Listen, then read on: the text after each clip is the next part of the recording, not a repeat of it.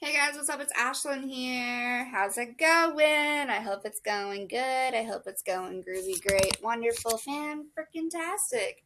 So, yeah, my shirt just wants to say exercise 4 instead of exercise 4 extra fries, but it's not working like that. Anyway, whatever. Just ignore that. We'll pretend that's not happening. I don't know why it's not happening. So we are on part 4. I don't know. We're on the last 20 books on the first shelf on my bookshelf. So we're going to go ahead and read the first chapter out of them and the synopsises and the prologues if they have a prologue. So that being said, oh shit, should I dye your hair? With that being said, let's go ahead and get started. I do have these. This is going to be the longer version because these, 2, 4, 6, 8 books are like 11 or more pages in their chapters, so I wanted to make sure I had those in their own little category.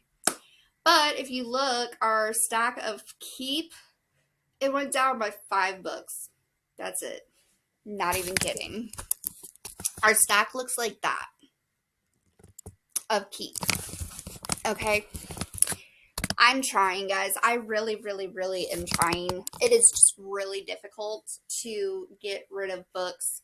I don't get rid of any of my book of the month books. I don't get rid of my box sets. I don't get rid of Stephen King. I don't get rid of side books typically unless they suck. My Colleen Hoover books stay. My serial killer books stay. I'm so sorry. I don't know why I'm so hiccupy. But yeah, let's just go ahead and get into it because I have a feeling some of these books might actually go. And I will tell you right off the bat if I really want to read this book or not based off the cover. I know you're not supposed to judge a book by its cover, blah, blah, blah, whatever. It's my life. I do what I want. Alright. So the first book we have is Beautiful Lies by Lisa Unger. I picked this up forever ago. I have no idea still what it's about. It was really cool looking though, like it had the puzzle pieces on it and everything. But I still have absolutely no idea what it's about, and I haven't picked it up, and it's been on my shelf for like 4 or 5 years. Like, it was one of my first books that I got when I started reading again. It says, if Ridley Jones had slept 10 minutes later, she would still be living the beautiful life, or the beautiful life she used to call her life. Instead, a series of seemingly inconsequential decisions unleashed a chain of events that brought a mysterious package to her door, a package that informed her that her entire world was a lie. Suddenly forced to question everything she knows about herself and her family, Ridley feels as if everyone in her life is a stranger. She has no idea who's on her side and who has something to hide. Even her new lover, Jake, seems to have secrets of his own. Sexy and fast-paced, Beautiful Life is a breathtaking ride where every choice Ridley makes creates a whirlwind of consequences that are impossible to imagine. So, you know what would be really cool is if this was actually like a choose-your-own-adventure, since it says the consequences every choice Ridley makes creates a whirlwind of consequences that are impossible to imagine. How cool would it be if they asked you like where you want to go in the book? They just released a movie like that kind of. It's called Look Both Ways on Netflix. It's really, really good. Like how her life would be if she chose not to have kids versus how it would be if she chose to have kids before she even has to make the choice. Kind of cool if you ask me. All right. So let me go grab my drink. You guys grab drinks, snacks, what have you, because we have 8 of these books that are 11 or more pages of just the first chapter, not even including the prologue. I will be right back. By the way, my boyfriend's going to come home later and be like, why is there a stack of books by the TV? Well, the whole thing is we're getting ready to turn our bookshelf into a TV stand / bookshelf. So we're going to turn it on its side, and I want to make sure that I'm not going to have too many books on the shelves when it just goes to the 5 rows that we have. So, okay, so I lied. The prologue before the chapters even start is 9 pages. The chapter itself is 3 pages. So it's 12 pages total. Okay, October 25th, 1972. There were times when she wished he were dead. Not that she'd never met him or that he'd never been born, but that he'd get hit by a car or get himself killed in some other violent way, like a bar fight, or his arm would get caught in a machine and he would bleed to death before anyone could save him. And she wished that in those final moments when he felt his life draining from him, that he'd understand what a bastard he was. What a waste of life. She could envision him, his blood pooling in a black kidney-shaped puddle beneath him as he repented in terror, understanding with a final clarity that he was about to pay for the man he was. In those dark moments, he'd be sorry, so sorry, but it would be too late. That's how she felt about him. She lay alone in the dark on the old pilled quilt atop her bed. The radiator was cranking dry, hot air, making an occasional loud bang as if someone were hitting one of the pipes with a metal wrench. She strained to hear the soft, measured breathing of her daughter down the hall. A strong wind rattled the window. She knew it was cold outside, colder than it had been yet this autumn, but she was sweating a little. The heat in her apartment always ran too hot. In the night, the baby, though she really wasn't a baby anymore, at almost 2 years old, would kick off her covers. She was listening for that sudden shift the child made in her sleep when she pushed the blankets away, but she was listening too for other noises. Her heart had finally stopped racing and the baby had finally stopped screaming, but she knew he would come back. She lay fully clothed in a gray sweatshirt, jeans, and sneakers, the phone in her hand. A baseball bat lay beside her leg. If he came back, she would call the police again, even though they'd already come once tonight after he'd gone. She had a restraining order. They had to come no matter how many times she called. She couldn't believe it had come to this, her life. If it weren't for her daughter, she'd think what a mess she'd made of it. How many mistakes, how many broken expectations. At least she knew that she did one thing well, that in spite of everything, her baby was happy and healthy and loved by her mother. The clock beside her bed cast a green glow, and the only sounds now were the child breathing and the hum of the refrigerator down the hall. It was old. There was a low groan and a slight rattle to it. She hardly noticed anymore, except when she was listening closely to the darkness, worrying about where he was and what he would try next. Their relationship had been all but over when she told him she was pregnant, if you could even call it a relationship. They'd gone out a couple of times. He'd pick her up in his Monte Carlo and take her to a pizza place where people seemed to know him. He'd pull out her chair and tell her she was pretty. He'd tell her that a couple of times over dinner, using it as filler for a conversation that faltered more than it flowed.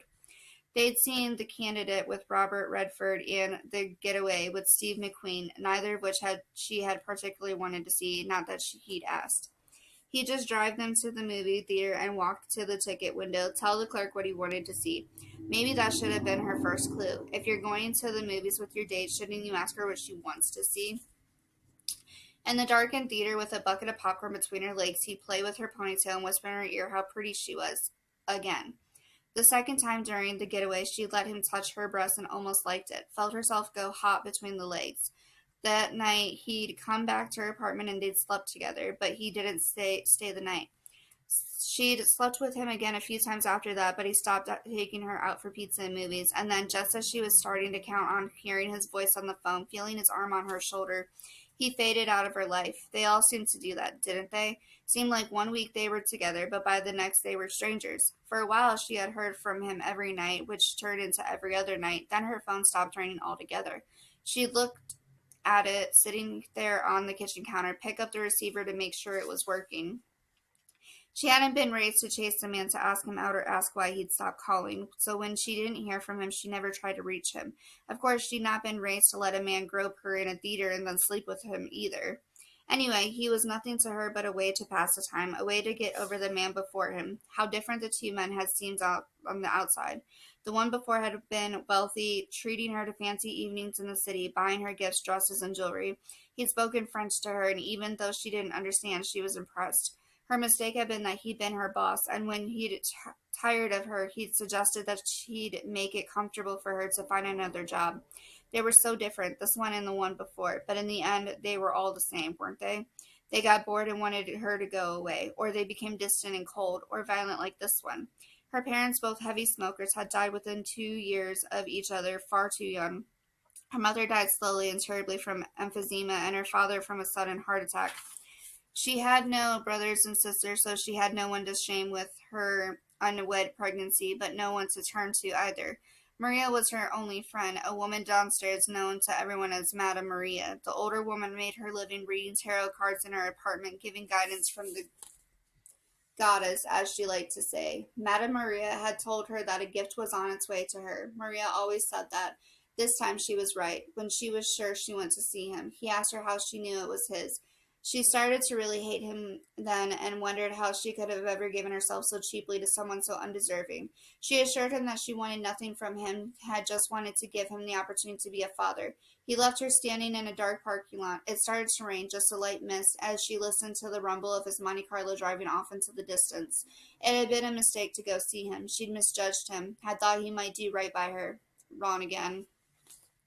Then maybe it was guilt haunting him, or curiosity, or maybe even some latent capacity to love, but he started coming around when the baby was a few months old, and it seemed as if he might be taking an interest in being a father. But after a while, it was just like the movies. He thought he could start picking the show and the time, and cop a feel while he was at it. The battle started. The police were called. Apologies offered. Forgivenesses granted for the sake of the child, over and over until the unforgivable afternoon. Then the battles really began.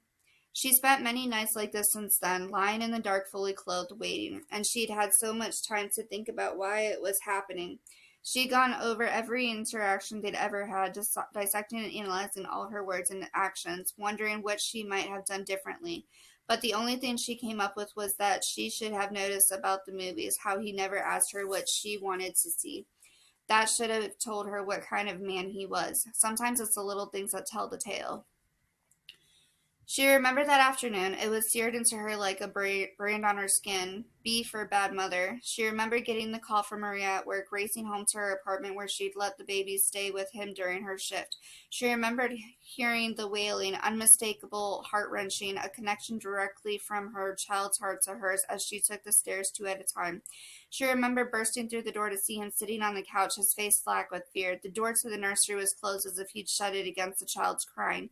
She was sick, every membrane on fire with fear as she threw open the door. The baby sat in her crib, bright red from crying, her arms bent horribly, unnaturally. She grabbed her child and ran screaming, "What did you do? What did you do? Look what you've done!" He sat there, mute, his arms outspread. She didn't look at him again as she ran with her screaming injured child in her arms. She couldn't wait for an ambulance. As gently as she could, she put the baby in her car seat. The little girl's cries felt like knives, cutting and killing her inside. Her own tears felt like they should be blood. She tried to keep her voice measured, cooing as she drove. "It's okay. It's okay, my love. Mommy's here. Mommy's here." In the emergency room, the doctor took the child from her arms, and she followed him as he rushed her into the belly of the hospital to the pediatric floor. She prayed. She prayed that her baby's doctor, who alternated between the Little Angels Clinic and the hospital, would be here today. Her prayers were answered, and in minutes her daughter was under his careful hands. "Oh, my little girl, what has happened to you?" he said quietly. She could do nothing but stand mute beside them. "Mom," he said gently. He never used her name when he was attending to the baby. "I know this is scary, but I'm going to ask you to go wait outside so that I can fix this little munchkin right up. You're very upset and frightened right now, and she knows that. She can feel it. Can you be very brave and wait outside?" She nodded against her will and allowed herself to be shepherded outside by a nurse. The nurse, a young woman with bright blue eyes behind thick horn-rimmed glasses, looked at her with equal parts sympathy and suspicion. There was judgment there, too, cold and certain. Could they think I'd hurt my daughter? She wondered through the fog of her fears. Could they think that? It seemed as if her chest would explode from the sheer force of the emotion churning there as she watched the doors to the examining room. The baby's crying had gone from screams to whimpers, and then there was silence. She felt paralyzed, lashed to the orange plastic chair on which she sat, unable to bring herself to investigate the silence. Then, after 100 years, the doctor emerged. "She's going to be fine," he said gently, sitting beside her and putting a hand on her knee. He went on about the delicacy of a broken bone in a toddler and all the special considerations they would take when setting it, and how they would need to proceed with the healing of it. The words "she's going to be fine" repeated in a loop in her mind until her heart had accepted the information and started to return to its normal rhythm. Until her blood started its passage again, bringing her back to life. She had been suspended in her terror, hovering between life and death, until she knew her child was no longer in pain. "It's okay," he was saying to her, looking into her eyes. "It's going to be okay." But there was something else in his eyes, too. There was worry, and there was suspicion and an expression that was normally so kind and warm. They were at the hospital for most of the night as the child was sedated and her arm was set in the tiniest cast. The doctor stayed with them until it was time to go home. As she was preparing to leave, the doctor touched her arm. and looked at her with an expression she couldn't read. You love your child more than anything, don't you? He asked, her sounding so sad. More than anything. Are you going to be able to protect her? It seemed like such an odd question, especially since it was the echo of the question her own aching heart was asking. Anybody wants to harm this child, they'll have to kill me first. Let's see it doesn't come to that. Make sure you follow up on pressing those charges, and I'll see you at the clinic on Thursday, or before if there's any problem. His voice had gone stern, and she nodded obediently. I wish that she had a father like you. He looked at her strangely, seemed about to say something, then decided against it. He smiled at her, a warm, comforting smile full of compassion. So do I. So do I. Whenever she thought of that moment, it filled her heart with a renewed hatred for the man who'd hurt her child. It cemented her resolve against his constant begging for forgiveness, his constant pleading for a minute, just a minute with the baby, and then his raging against her when she denied him. It had been an accident hurting the baby. He never meant to hurt her, he claimed. He'd seemed contrite enough. But she kept thinking about what the doctor had asked her. Are you going to be able to protect her? The only way she could be sure the answer was yes was if she kept him out of their lives. She might have been dozing a bit, but something jarred her, and she transferred her grip from the phone to the baseball bat. She lay silent, adrenaline running, listening to the night. The baby shifted in her sleep inside. She heard the slightest snap, more like a ping, the sound of a metal spring straining, as if the screen door were opening ever so quietly. He'd never been quiet before. He'd always come banging. She felt her throat tighten. She quietly got off the bed, the phone forgotten, the bat heavy in her hand. She walked to the door jamb and peered out into the small living room of her apartment. From there she could see the front door. The lock looked too flimsy suddenly, and she cursed herself for not having installed the deadbolt and chain as the police had recommended. She hadn't been able to afford it. The window beside the door was gated, but it hung over a landing that anyone could reach by a flight of stairs. Did she just see a shadow move in front of the window? The curtains were drawn, but the streetlight in the parking lot shined bright throughout the night, and sometimes she could see the shadows of people passing on the way to their own apartments. She listened again and heard nothing. She was about to relax when she heard it again, that straining metal spring. Was he standing outside her door, inside the screen? Her breathing came more quickly, and her chest felt heavy. She looked at the phone she had left on the bed and thought about calling the police, but she couldn't face them coming here for nothing again. He'd already gone by the time they arrived earlier, and even though they took her report again respectfully, she was starting to feel like the little boy who cried wolf. If she called them again, and it really was nothing, she'd be so embarrassed. She gripped at the bat with both hands and moved toward the door. She moved quietly, slowly. He'd always come loudly, she reminded herself. He'd never tried to quietly break in and hurt them, or her other worst nightmare, steal her baby. In the area, 3 children had gone missing in the last year. Every night, their little faces looked out at her from the television screen. Their bright smiles, their sweet eyes like a haunting, gone from their homes, each of them. None of them found, not even a trail to be followed. Every once in a while, she'd hear one on the news that there'd been a sighting in a small or a rest stop or an amusement park, but then the lead would go nowhere. She thought more than a little about those parents, the gaping holes in their chests, their lifetime of horrible questions and unspeakable imaginings. Maybe the only thing that kept them alive was hope. The only thing that kept the razors from their wrists and the guns from their mouths was the idea that they'd open their doors one day and see their child again.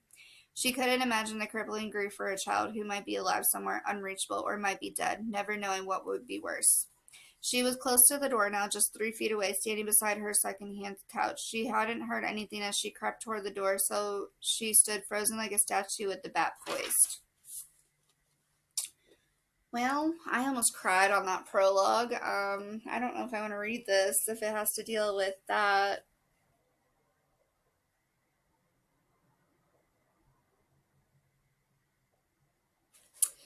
Okay, Chapter 1. It's dark in that awful way that allows you to make out objects but not the black spaces behind them. My breathing comes ragged from exertion and fear. The only person I trust in the world lies on the floor beside me. I lean into him and hear that he's still breathing, but it's shallow and hard one. He's hurt, I know, but I can't see how badly. I whisper his name in his ear, but he doesn't respond. I feel his body, but there's no blood that I can tell. The sound of his body hitting the floor minutes before was the worst thing I've ever heard. I feel the floor around him, looking for his gun. After a few seconds, I feel the cool metal beneath my fingertips, and I almost weep with relief, but there's no time for that now. I can hear the rain falling outside the burned-out building. It's loud, heavy drops smacking on canvas. It's falling inside, 2. Trickling in through gaping holes in the roof, down through floors of rotted wood and broken staircases. He moves and issues a low groan. I hear him say my name, and I lean in close to him again. It's okay. We're going to be okay.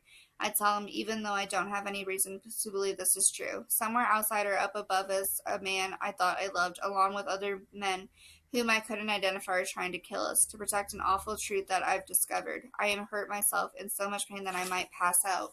If I didn't know it meant dying here in this condemned building on the Lower East Side of Manhattan. There's something embedded in my right thigh. It's possibly a bullet or a large spike of wood or maybe a nail. It's so dark I can just barely see the large hole in my jeans, and the denim is black with my blood. I'm dizzy, the world tilting, but I'm holding on. I hear them up above us now, see the beams of their flashlights crossing in the dark through the holes in the floors. I try to control my breathing, which to my own ear sounds as loud as an oncoming train.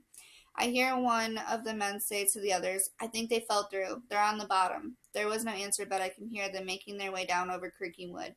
He stirs. They're coming, he says, his voice little more than a rasp. Get out of here, Ridley. I don't answer him. We both know I'm not leaving. I pull at him and he tries to get up, but the pain registers on his face louder than the scream I know he suppressed to protect us for a few minutes more. If we're not walking out of here together, we're not walking out at all. I drag him, even though I know I shouldn't be moving him, over behind an old moldy couch that lies on its back by the wall. It's not far, but I can see his face white and gritted in terrible pain. As I move him, he loses consciousness again, and in an instant feels 50 pounds heavier. But I've seen all 4 of his limbs move, and that's something. I realize that I'm praying as I pull him, my leg on fire, my strength waning. Please, God, please, God, please, God. Over and over again like a mantra. The way the couch is lying, it forms a crawl space against the wall just big enough for the 2 of us. I pull him in there and lie on my belly beside him. I pull an old crate over toward the edge of the couch and look through the wooden slats. They're closer now, and I'm sure they've heard us because they've stopped talking and turned their flashlights off. I hold the gun in both hands and wait. I've never fired a gun before, and I don't know how many bullets are left in this one. I think we're going to die here. Ridley, please don't do this. We can work this out.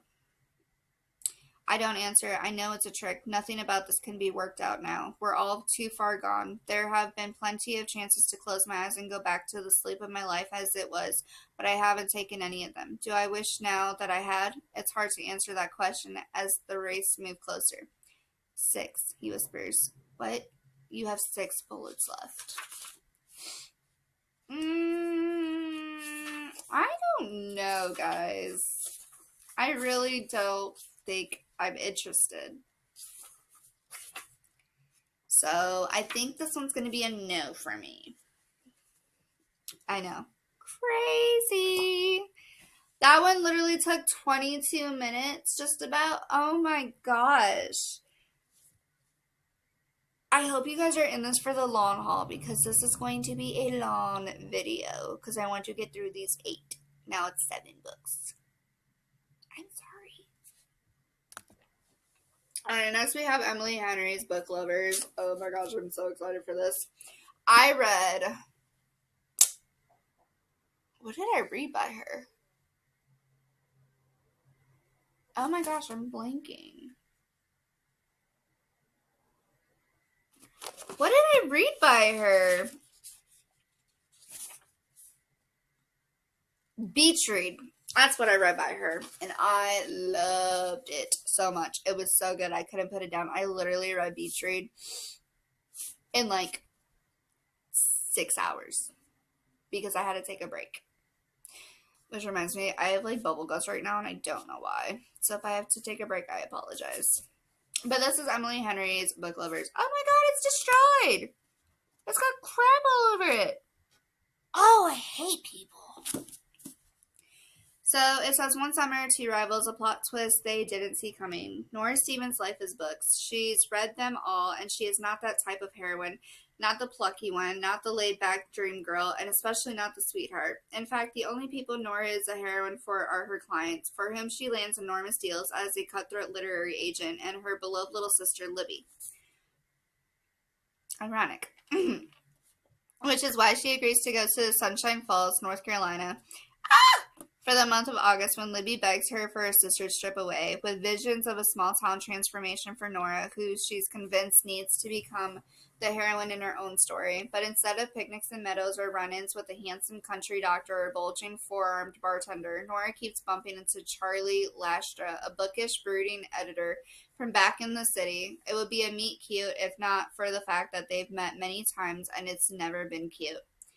If Nora knows she's not an ideal heroine, Charlie knows he's nobody's hero, but as they are thrown together again and again in a series of coincidences no editor worth their salt would allow, what they discover might just unravel the carefully crafted stories they've written about themselves. Interesting. I'm gonna say I'm gonna do like a bonus thing, but I go to the library today, and we're gonna read a couple of like try chapters of books that are on display. Because I have a couple that I really want to look at. So we're going to definitely do that today. And I might just go into like the room and do it. Yay! I might not get to the library today. It's already almost 1 o'clock. I did not realize that. And I haven't even looked at my phone all day since my boyfriend went to work. Okay, prologue. When books are your life, or in my case your job, you get pretty good at guessing where a story is going. The tropes, the archetypes, the common plot twists all start to organize themselves into a catalog inside your brain, divided by category and genre. The husband is the killer, the nerd gets a makeover, and without her glasses, she's smoking hot. The guy gets the girl, or the other girl does. Someone explains a complicated scientific concept and someone else says, in English, please. The details may change from book to book, but there's nothing truly new under the sun. Take, for example, a small town love story, the kind where a cynical hotshot from New York or Los Angeles gets shipped off to small town USA to, like, run a family-owned Christmas tree farm out of business to make room for a soulless corporation. But while said city person is in town, things don't go to plan because, of course, the Christmas tree farm or bakery or whatever the hero's been sent to destroy is owned and operated by someone ridiculously attractive and suitably available for wooing. Back in the city, the lead has a romantic partner, someone ruthless who encourages him to do what he set out to do and ruins some lives in exchange for that big promotion. He fields calls from her, during which she interrupts him, barking heartless advice from the seat of her Peloton bike. You can tell she's evil because her hair is an unnatural blonde, slicked back at Ella Sharon Stone in Basic Instinct, and also she hates Christmas decorations. As the hero spends more time with the charming baker, seamstress, tree farm, person, things change for him. He learns the true meaning of life. He returns home, transformed by the love of a good woman. There he asks his Ice Queen girlfriend to take a walk with him. She gapes, says something like, in these Manolos? It will be fine, he tells her. On the walk, he might ask her to look up at the stars. She snaps, you know I can't look up right now. I just got Botox. And then he realizes he can't go back to his old life. He doesn't want to. He ends his cold, unsatisfying relationship and proposes to his new sweetheart, who needs dating. At this point, you find yourself screaming at the book. You don't even know her. What's her middle name, bitch? From across the room, your sister Libby hushes you, throws popcorn at your head without lifting her gaze from her own crinkly covered library book. And that's why I'm running late to this lunch meeting, because that's my life, the trope that governs my days, the archetype over which my details are superimposed. I'm the city person, not the one who meets the hot farmer, the other one. Sorry. The uptight, manicured literary agent reading manuscripts from atop her Peloton while a serene beach scene screensaver drifts unnoticed across her computer screen. I'm the one who gets dumped. I've read the story and lived it enough to know it's happening again right now. As I'm weaving through late afternoon foot traffic in Midtown, my phone clutched to my ear. He hasn't said it yet, but the hairs on the back of my neck are rising, the pit opening in my stomach as he maneuvers the conversation toward a cartoon-style drop off a cliff. Grant was only supposed to be in Texas for 2 weeks, just long enough to help close a deal between his company and the boutique hotel they were trying to acquire outside San Antonio. Having already experienced 2 post-work trip breakups, I reacted to the news of his trip as if he'd announced he'd joined the Navy and was shipping out in the morning. Libby tried to convince me I was overreacting, but I wasn't surprised when Grant missed our our nightly phone call 3 times in a row, or when he cut 2 others short. I knew how this ended. And then 3 days ago, hours before his return flight, it happened. A force majeure intervened to keep him in San Antonio longer than planned. His appendix burst. Theoretically, I could have booked a flight right then, met him at the hospital, but I was in the middle of a huge sale and needed to be glued to my phone with stable Wi-Fi access. My client was counting on me. This was a life-changing chance for her, and besides, Grant pointed out that an appendectomy was a routine procedure. His exact words were, "No big deal." So I stayed, and deep down I knew I was releasing Grant to the small-town romance novel gods to do with what they do best. Now, 3 days later, as I'm practically sprinting to lunch in my good luck heels, my knuckles white against my phone, the reverberation of the nail in my relationship's coffin roused through me in the form of Grant's voice. Say that again? I mean to say it as a question. It comes out as an order. Grant says, "I'm not coming back, Nora. Things have changed for me this past week. I've changed." A thud goes through my cold city person heart. "Is she a baker?" I ask. He's silent for a beat. "What?" "Is she a baker?" I say, like that's a perfectly reasonable first question to ask when your boyfriend dumps you over the phone. "The woman you're leaving me for." After a brief silence, he gives in. "She's the daughter of the couple who own the hotel. They've decided not to sell. I'm going to stay on, help them run it." I can't help it. I laugh. That's always been my reaction to bad news. It's probably how I won the role of evil villainess in my own life, but what else am I supposed to do? Melt into a crying puddle on this packed sidewalk? What good would that do? I stop outside the restaurant and gently knead at my eyes. "So to be clear, you're giving up your amazing job, your amazing apartment, and me, and you're moving to Texas to be with someone whose career can best be described as the daughter of the couple who own the hotel? There's more important things in life than money and a fancy career, Nora." He spits. I laugh again. "I can't tell if you think you're being serious." Grant is the son of a billionaire hotel mogul. Raised with a silver spoon, doesn't even begin to cover it. He probably had gold leaf toilet paper. For Grant, college was a formality. Internships were a formality. Hell, wearing pants was a formality. He got his job through sheer nepotism, which is precisely what makes his last comment so rich, both figuratively and literally. I must say this last part aloud because he demands, "What's that supposed to mean?" I peer through the window of the restaurant, then check the time on my phone. I'm late. I'm never late. Not the first impression I was aiming for. Grant, you're a 34-year-old error. For most of us, our jobs are tied directly to our ability to eat. See, this is the kind of worldview I'm done with. You can be so cold sometimes, Nora. Chastity and I want to. It's not intentional. I'm not trying to be cutting. When I cackle out her name, it's just that when hilariously bad things happen, I leave my body. I watch them happen from outside myself and think, really? This is what the universe has chosen to do? A bit on the nose, isn't it? In this case, it's chosen to guide my boyfriend into the arms of a woman named after the ability to keep a hymen intact. I mean, it is funny. I never thought about that.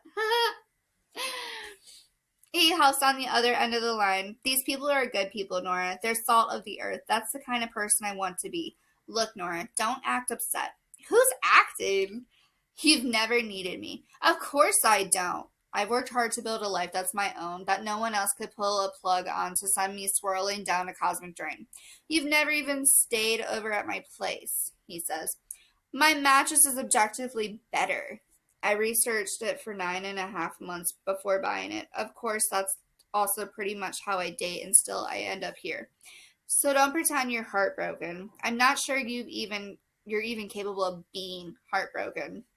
Again, I have to laugh, because on this, he's wrong. It's just that once you've had your heart truly shattered, a phone call like this is nothing. A heart twinge, maybe a murmur, certainly not a break. Sorry, I have something in my eye. Grant's on a roll now. "I've never even seen you cry." "You're welcome," I consider saying. How many times had Mom told us, laughing through her tears, that her latest beau had told her she was too emotional? That's the thing about women. There's no good way to be one. Wear your emotions on your sleeve and you're hysterical. Keep them tucked away when your boyfriend doesn't have to tend to them and you're a heartless bitch. "I've got to go, Grant," I say. "Of course you do," he replies. Apparently my following through of prior commitments is just more proof that I am a frigid evil robot who sleeps in a bed of $100 bills and raw diamonds. If only. I hang up without a goodbye and tuck myself beneath the restaurant's awning. As I take a steadying breath, I wait to see if the tears will come. They don't. They never do. I'm okay with that. I have a job to do, and unlike Grant, I'm going to do it for myself and everyone else at Nguyen Literary Agency. I smooth my hair, square my shoulders, and head inside, the blast of air conditioning scrubbing goosebumps over my arms. It's late in the day for lunch, so the crowd is thin, and I spot Charlie Lasher near the back, dressed in all black like publishing's own metropolitan vampire.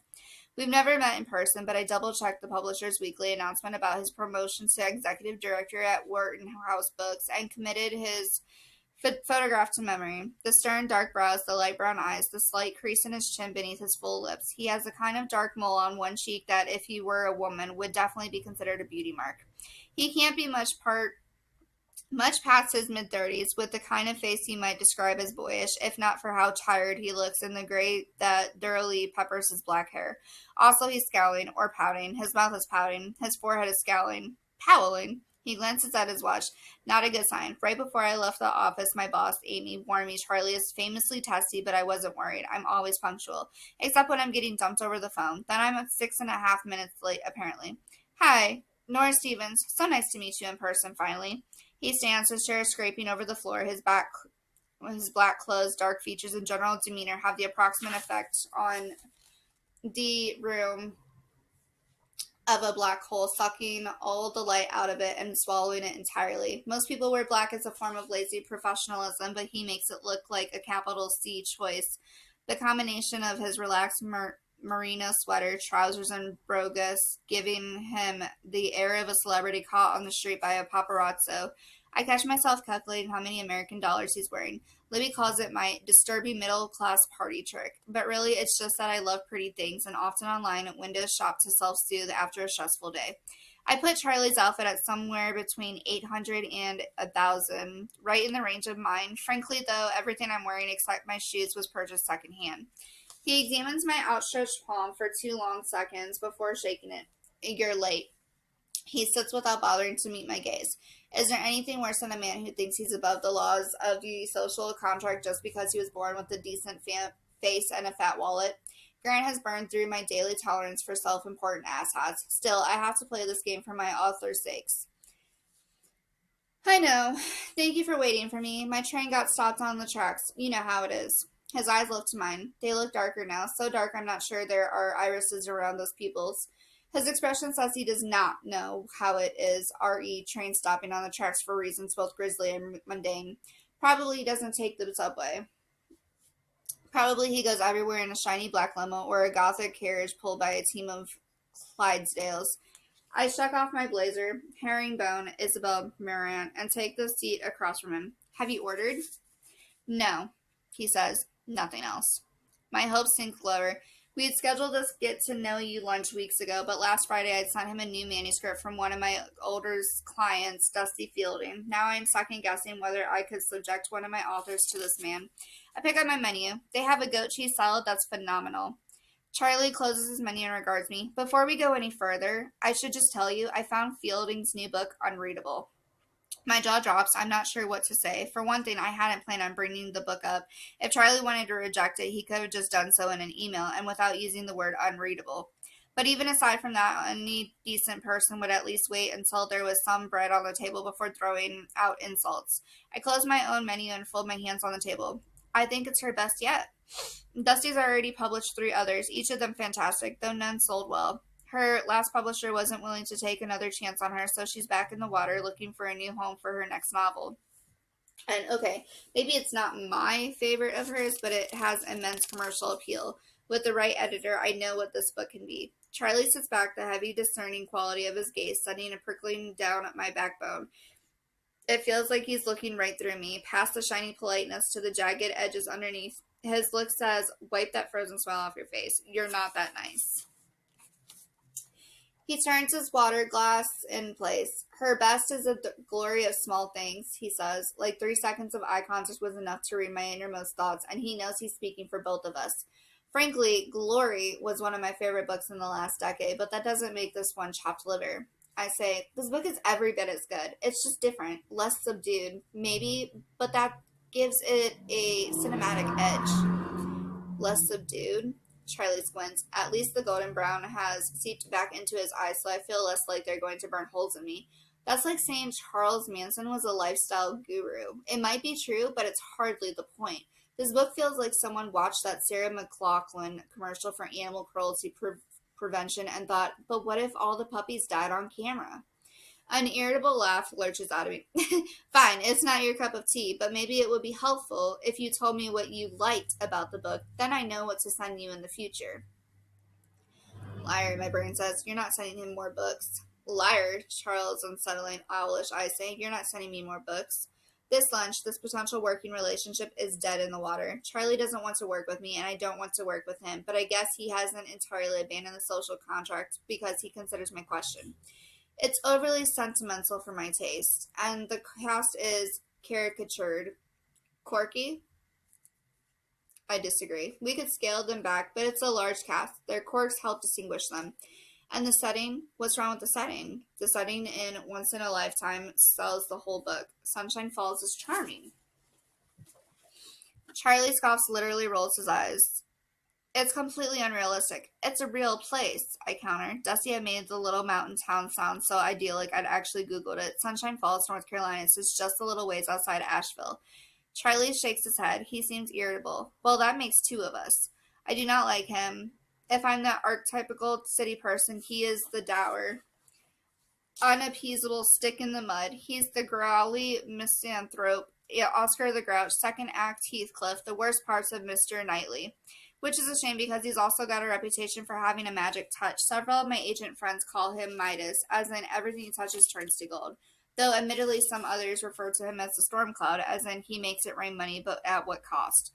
The point is, Charlie Lastra picks winners, and he isn't picking once in a lifetime. Determined to bolster my confidence is not his. I cross my arms over my chest. I'm telling you, no matter how contrived you found it, Sunshine Falls is real. It might exist, but I'm telling you, Dusty Fielding has never been there. Why does that matter? I ask, no longer feigning politeness. Charlie's mouth twitches in reaction to my outburst. You wanted to know what I disliked about the book. What you liked, I correct him. And I disliked the setting. The sting of anger races down my windpipe, rooting through my lungs. So how about you just tell me what kind of books you do want, Mr. Lastra?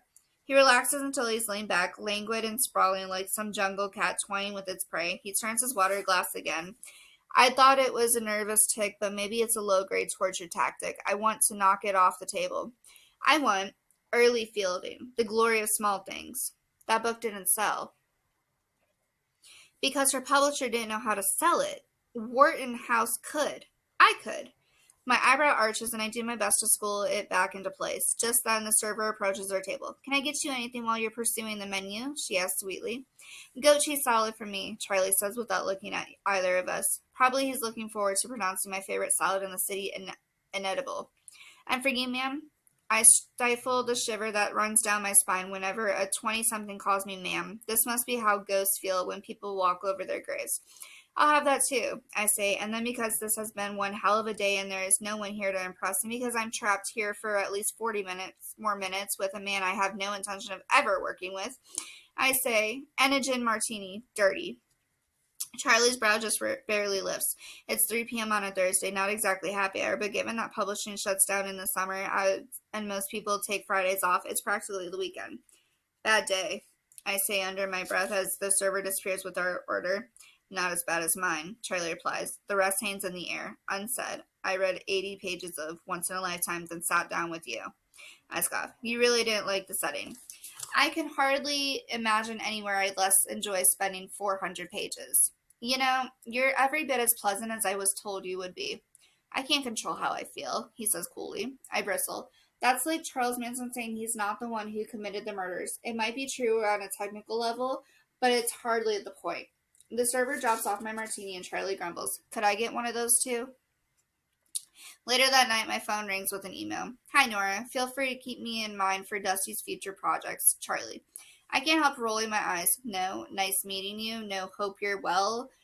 He couldn't even bother with basic niceties. Gritting my teeth, I type back, mimicking his style. Charlie. If she writes anything about lifestyle guru Charlie Manson, you'll be the first to know. Nora. I tuck my phone into my sweatpants pocket and nudge open my bathroom door to start my 10-step skincare routine, also known as the best 45 minutes of my day. My phone vibrates and I pull it out. N. Joke's on you. Very much want to read that. C. Hellbent on having the last word I write night. Good night is decidedly not what I mean. Best, Charlie writes back like he's signing an email that doesn't exist. If there's one thing I hate more than shoes with no heels, it's losing. I write back X. No reply. Checkmate. After a day from hell, this small victory makes me feel like all is right in the world.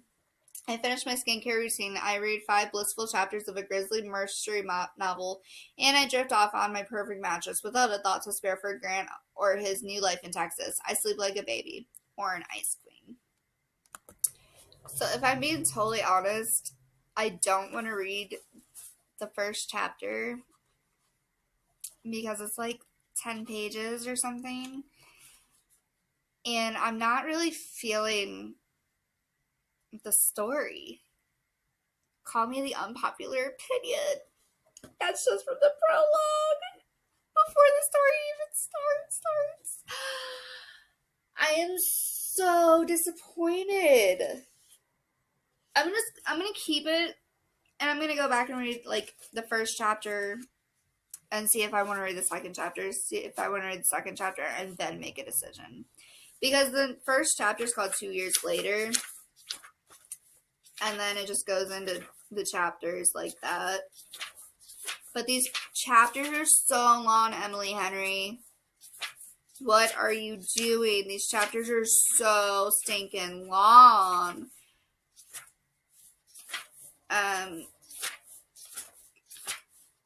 Yeah, 2 years later, and then what? Because then it just goes into nothingness. Like, there's not any more names for the chapters after that. So that was 2 years ago to 2 years now. That's what I'm getting, at least. Like, that's how I feel about it. I mean, it's got a good concept, but it's not a concept that I'm actually enjoying, which really sucks because I absolutely loved Beach Read. So I'm going to go ahead and do one more. This video is going to be probably over an hour. I don't edit, so, but this one is definitely going to go, like, I need more time with it to figure it out. All right, next we have Unqualified by Anna Faris. It says, Anna Faris has advice for you, and it's great advice because she's been through it all and she wants to tell you what she's learned. After surviving an awkward childhood when she bribed the fastest boy in the 3rd grade with ice cream, navigating dating and marriage in Hollywood, and building a podcast for romantic advice, Anna has plenty of lessons to share. Advocate for yourself. Know that there are wonderful people out there and that a great relationship is possible. And finally, don't date magicians. Her comic memoir, Unqualified, shares Anna's candid, sympathetic, and entertaining stories of love lost and won. Part memoir, including stories about being the short girl in elementary school, finding and keeping female friends, and dealing with the pressures of the entertainment industry and parenthood. Part humorous, unflinching advice from her hit podcast. The book will reveal Anna's unique take on how to master the bizarre, chaotic, and ultimately rewarding world of love. Love Anna Faris, but I don't know if I want to read this, so hopefully this changes my mind. Alright, Forward by Chris Pratt. When I was asked to write the forward for Unqualified, Anna's memoir, I immediately said yes without even thinking about it, and boy did a lot happen between then and now. So much. Like, so much. So, allow me to start by asking some questions. First and foremost, what is a forward? Like, what is it? Is it a forward? Is a forward an anecdote? Like that time Anna and I went to the Beverly Hills Library and I told her it was the first time I'd ever been in a library, and then she looked at me like I must be joking. And I pretended I was joking. And boy, did we laugh, but I wasn't joking. Is that a forward? I don't really read books all that much. I mean, I know how to read, as in sounding out words and phrases, sentences, and the like. I can spell too. I'll stop now. I feel like I'm bragging, but let's just say books aren't really my specialty per se. I do read a lot of screenplays. May I paint you a forward in screenplay format? Fade in. Intention, bedroom. Night. Chris Pratt, early 20s, roguishly handsome, stares blankly at his phone. He blinks a couple of times. Siri, how do you write a forward? Searching, how to get right and forward. No, stupid. Siri, what is the definition of forward? Searching, what is the definition of forewarn? No, Siri, give me forward definition. Searching, give me forearm definition. Yeah, show me that. Distracted, Chris begins watching forearm workout videos for several hours. Fade out. Credits roll. Thunderous applause. Oscar nom. Best short film. Hashtag blessed. Okay, back to it. Crickets. Stares at phone. Literally Googles the word forward. Wow. Okay, so it's actually spelled forward with an O and an E. Who knew? Siri did. Of course. We've been through a lot, she and I. Anyhow, lesson learned. Now let's move forward and discuss someone else with whom I've been through a lot. My Forward by Chris Pratt.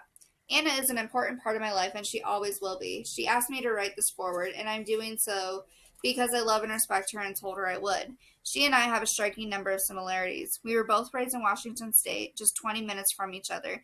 Coincidentally, we didn't meet until working together in LA. I played football on our high school field, a fact that I've pointed out every single time we've driven past that school in 10 years, to which every time she reacts with a gracious amount of faux wonder, kind sweetheart. We're both actors who made it in Hollywood, being cast as intelligently played idiots. Me, Andy Dwyer, her, Cindy Campbell. We both have scars on our left hands, the results of drunken accidents that left us with nerve damage. We each had dead bug collections before meeting, and even though they're not the same, Linda Goodman, author of Love Science, claims our astrological signs are the most compatible with each other. But there are a few differences as well. For one, Anna is a voracious information collector. She reads, hears, watches, and retains an inordinate amount of stories, from podcasts and NPR pieces to New Yorker articles. She'll often pore over the newspaper while simultaneously watching a TV show and blow-drying her hair. She reads the Big Five, the New York Times, LA Times, the Seattle Times, the New Yorker, and the Economist. Whereas I read the Big Five, sporting goods ads, looking for good deals on guns and rollerblades. Anna is kind, possibly to a fault. I'm proud to say we each approach most human interactions with politeness and patience when required. We're both well-known actors, and it's worth mentioning, fame can be a pain in the butt, but we're thick-skinned, and despite what it may seem, we'll be just fine regardless of what you think of us. She's been in the spotlight longer than me, yet continues to be the voice of reason in uncomfortable situations regarding our lack of anonymity. When approached by fans and photographers, she smiles and shows kindness, as do I, although my annoyance and bubbling anger with paparazzi tend to be more thinly veiled.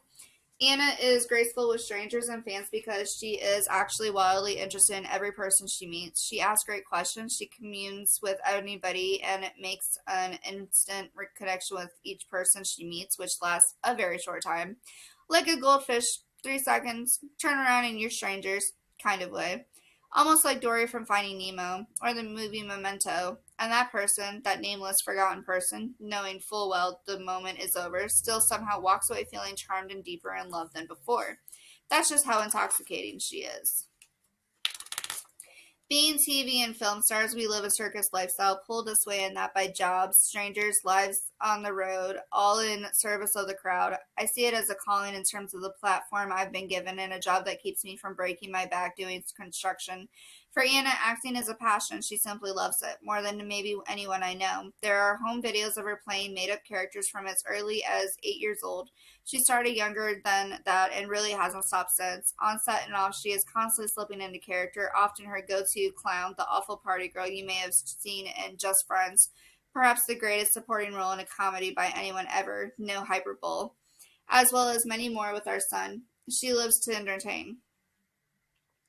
And finally, more than anything, Anna deserves this book. I can promise you it will be a great and interesting read, a face-first dive into the mind and person that I spent one amazing decade with and will, for the rest of my life, amicably co-parent a human.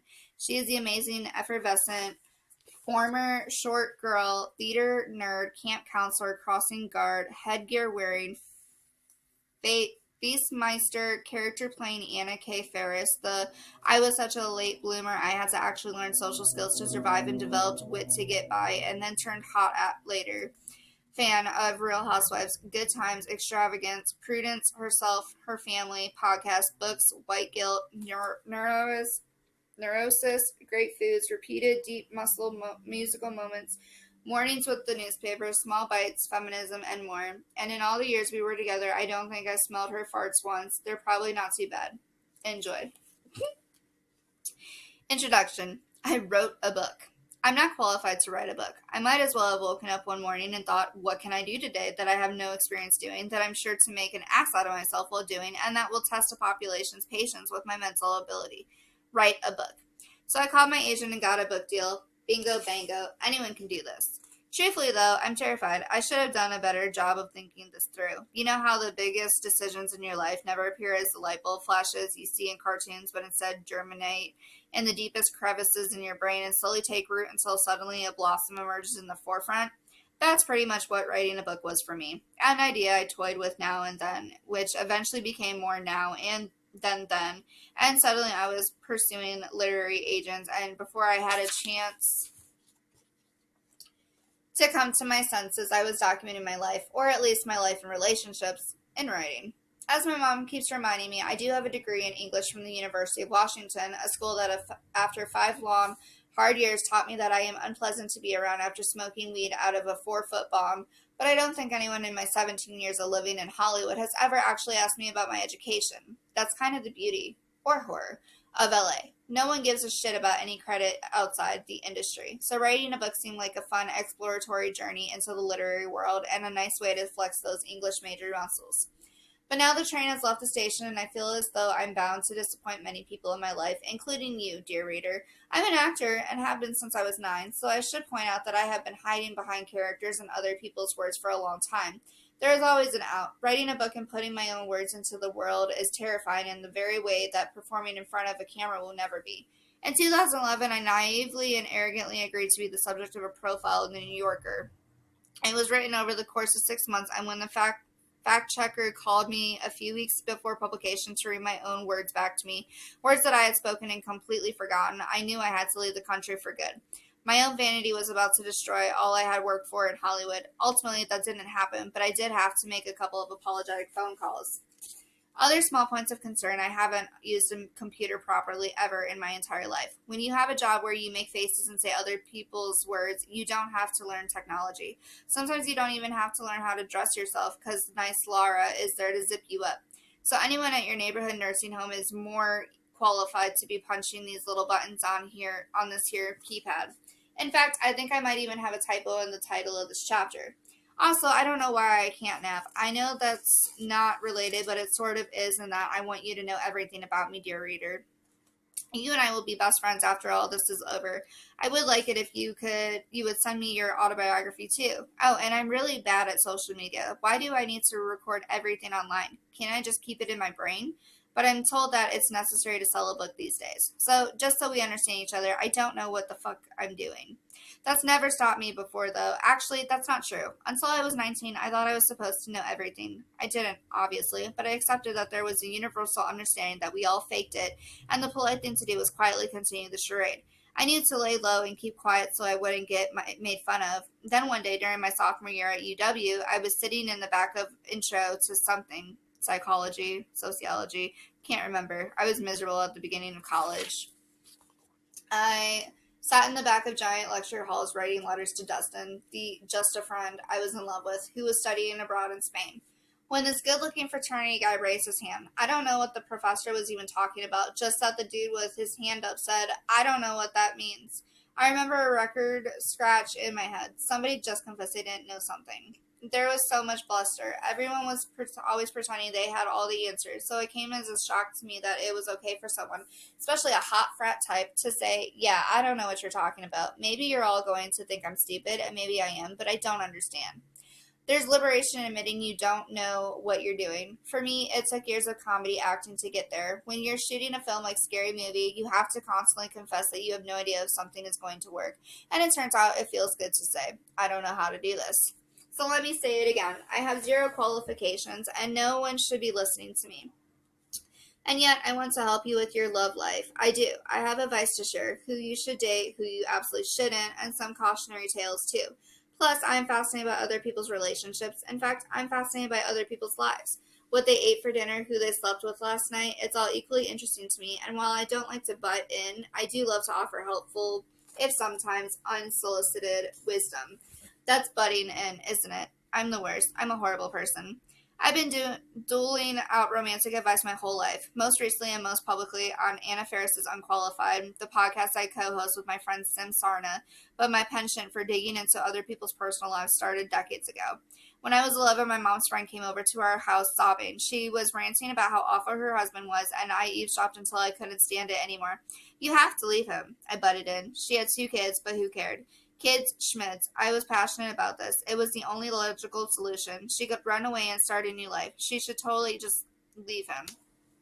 Why didn't she just leave him? It would be so easy. Just leave him. When she didn't, because of course she didn't, because life is complicated, I was profoundly disappointed. My craving for a relationship of my own started before I played therapist to my mother's friend.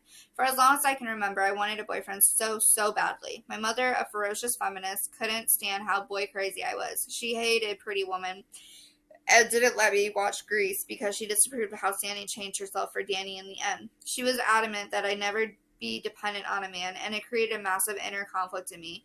I knew I wasn't supposed to long for a boyfriend as much as I did, which just made me want one more. I'd stay up late reading Sweet Valley High books, and even though I knew they were kind of stupid, I got off on the drama.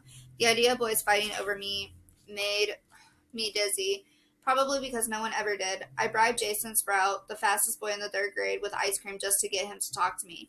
In the absence of a relationship of my own, I lived through other people's. I read Dear Abby and listened to Dr. Joyce Brothers and watched Sally Jesse Raphael.